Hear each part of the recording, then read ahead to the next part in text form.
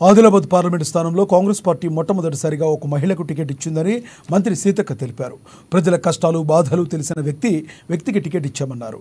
ఆదివాసీ గిరిజనగూడెం నుండి టీచర్గా పనిచేస్తూ జిల్లాలో అనేక సమస్యలపై ప్రశ్నించే గొంతుగా పనిచేస్తున్న విషయాన్ని గుర్తించే ఆతరం సుగుణకు అవకాశం ఇచ్చినట్లు సీతక్క స్పష్టం చేశారు.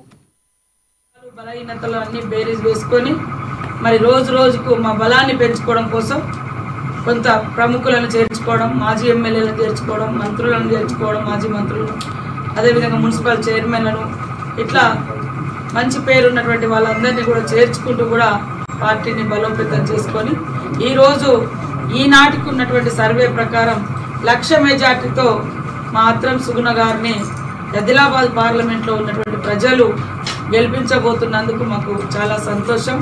పేరు పేరున ఆదిలాబాద్ జిల్లా, ఆదిలాబాద్ పార్లమెంటు ఓటర్ మహాశయులందరికీ కూడా హృదయపూర్వక ధన్యవాదాలు, నమస్కారాలు తెలియజేస్తాము. మరి మా పిసిసి అధ్యక్షుడిగా ఉన్నప్పుడు మా సీఎం గారు మొదటిసారి ఆదిలాబాద్ జిల్లాలోనే అడుగుపెట్టాడు. నేను మళ్ళా గవర్నమెంట్ వచ్చినాక సీఎం అయినాక వస్తా అని ఆ రోజు ఇంద్రవెల్లి సాక్షిగా పిసిసి అధ్యక్షుడిగా దళిత గిరిజన దండోరా అప్పుడు చెప్పిండు.